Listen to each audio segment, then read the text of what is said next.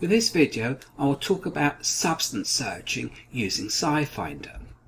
You can access the Scifinder database from the library website by going to the Chem 306A online guide through the guides icon, or by going to the databases icon. If I click on the databases icon, you'll see a list of all the databases and resources that we have available for you at the university. There's an A to Z list also. So if I click on S for Scifinder, scroll down a wee bit, and there you'll see Scifinder. Note you also see Scopus. However, let me just click on Scifinder. Then click on Scifinder Login. Here I will need to log in with my CSUF username password.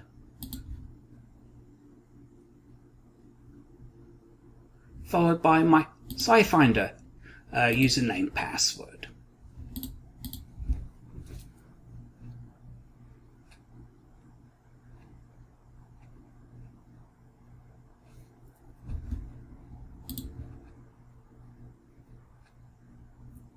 And once you've logged in, you have an option to go to the Scifinder N, which is the new version of the old Scifinder, but you can also enter the classic Scifinder, the old Scifinder. I'm going to go to the new Scifinder, Scifinder N. Click on that. And here you see a pop-up that allows you to select the type of search you want to conduct. I usually just select the first one, substances. Okay, so on the left side you can see it's selected substances, but you can search all the headings under substances, reactions, references, suppliers, biosequences and retrosynthesis.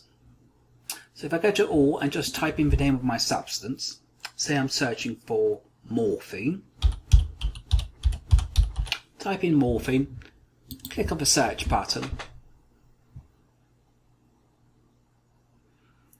and here you will see information under substances that deal with morphine. So I have 8 substances that have the word morphine in them. Let's scroll down a wee bit. Under reactions, there are 1,382 reactions dealing with morphine. And under references, there are over 91 references associated with morphine. And there's 27 different suppliers where I can purchase my substance as well. If I go back, you can also search by separately under each heading. Under substances, for instance, you can just type in the name of your substance and search that substance. With these headings, you have more variety and options. So you can search by, for instance, molecular formula, CAS number, chemical name. You can also search by different physical properties and other properties. For instance, under thermal, I can select melting point, and I can do a search for a melting point within all these substances in this database. So I can search, for instance, it could be a melting point or a melting point range. Let me put a range. So I'm searching for all substances that have this melting point range. Click on search, and it's retrieved 5,623 substances that contain that melting point range.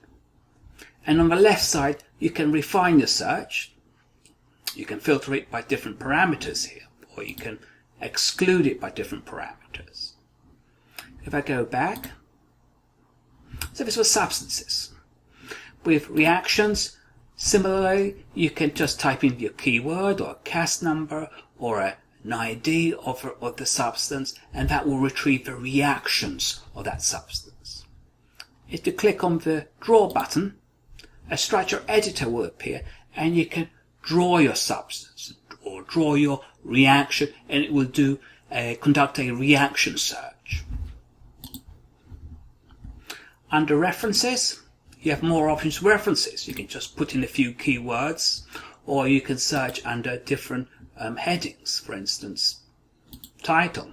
Just type in a few keywords where you want where we want them to appear within the title, and the database will retrieve all those documents that contain those keywords in the title. That's one example.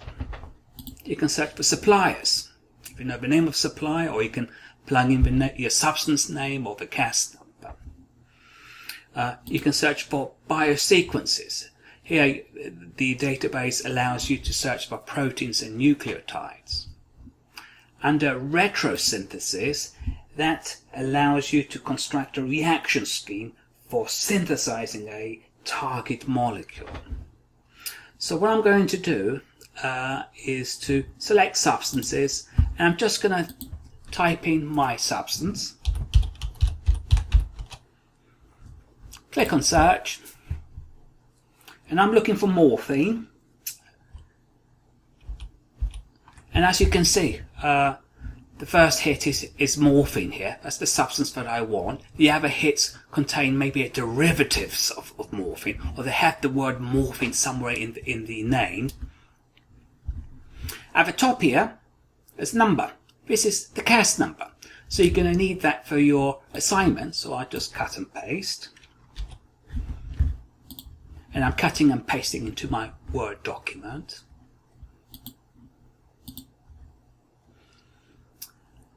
Then below my substance are references, so I can click on the references icon, and this will bring up all the references associated with my substance.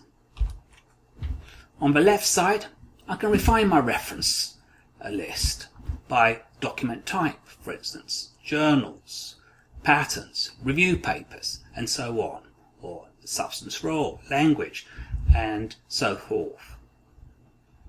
If I go back,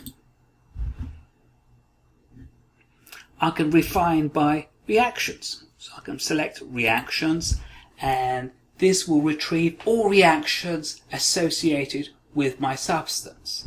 And there are 1,382 reactions.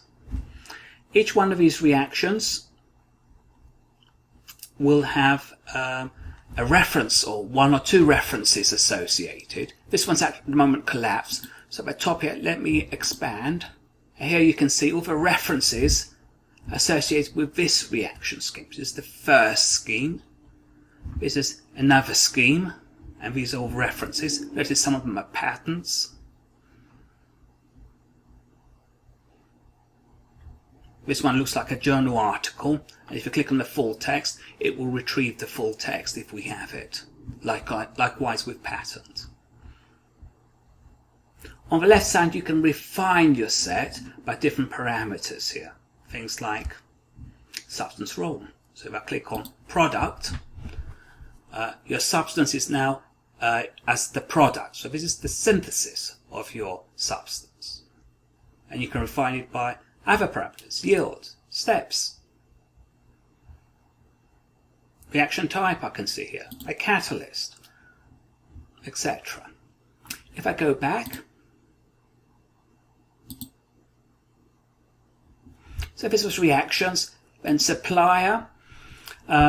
This gives you the different suppliers where you can purchase your substance. And you have the supplier, the substance name, the purity, and some information about the purchasing. Sometimes they give you the actual cost of each of the items here.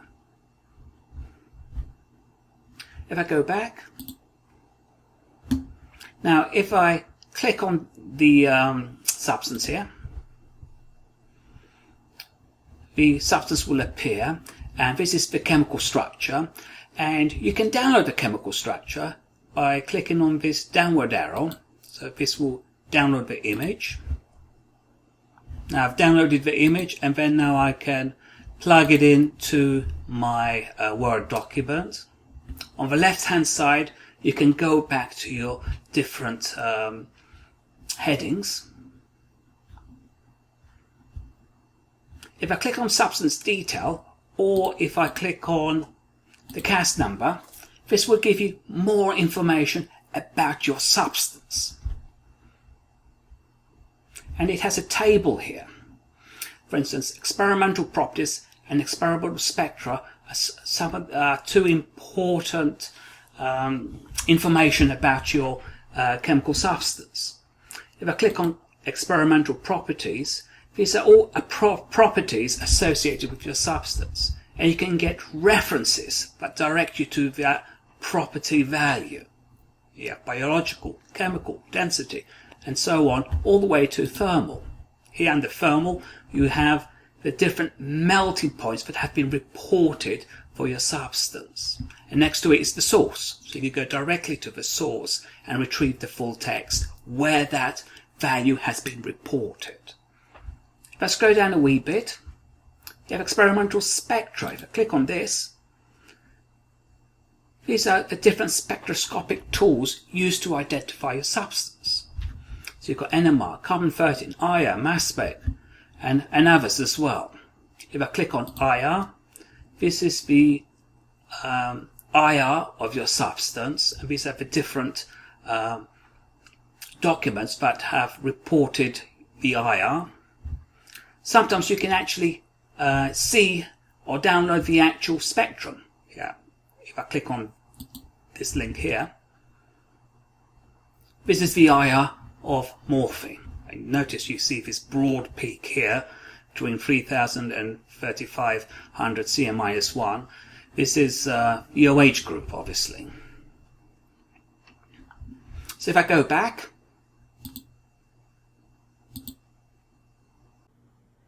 okay, so now you should be able to find the CAS number of a substance. Remember that the CAS number is a unique identifier of a substance. One substance, one CAS number. You also should be able to download the structure of a substance. And once you've done that, it should look something like this. You have the CAS number, you have the chemical structure of your substance. And at the top, don't forget to put your name and your class number. So what I want everybody to do now is to go into Scifinder and find the CAS number and the chemical structure of your substances. I'll give you 5 minutes. Thank you for listening.